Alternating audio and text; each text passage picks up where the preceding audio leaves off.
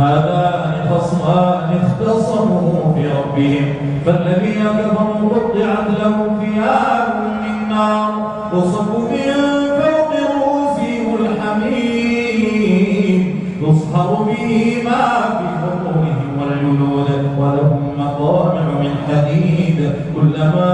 أرادوا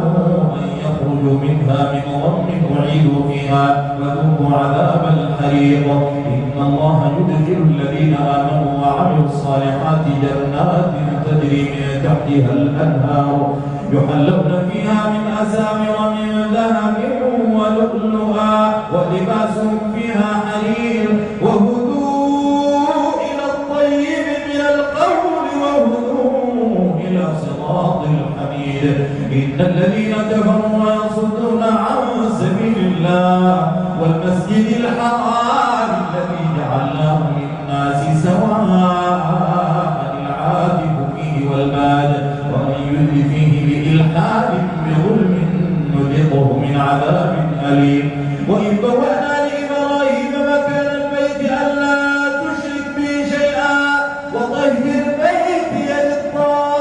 للطائفين والقائمين والركع السجود وأذن في الناس بالحج يأتوك رجالا وعلى كل ضامر يأتين من كل فج عميق ليشهدوا منافع لهم ويذكروا اسم الله في أيام معلومات على ما رزقهم من بهيمة الأنعام فكلوا منها وأطعموا البائس الفقير ثم ليقضوا تفثهم وليوفوا نذورهم وليطوفوا بالبيت العتيق ذلك ومن يعظم حرمات الله فهو خير له عند ربه وأحلت لكم الأنعام إلا ما يتلى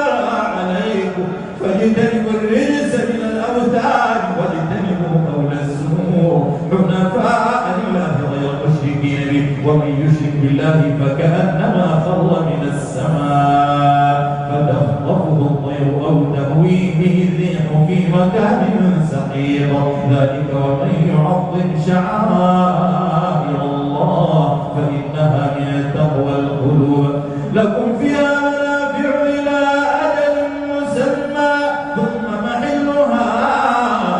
إلى البيت العتيق ولكل أمة جعلنا منسكا ليذكروا اسم الله على ما رزقهم من بهيمة الأنعام فإلهكم إله واحد فله أسلموا وبشر المخبتين الذين إذا ذكر الله وجلت قلوبهم والصابرين على ما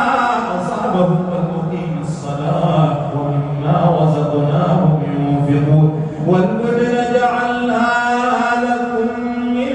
شعائر الله لكم فيها خير فاذكروا اسم الله عليها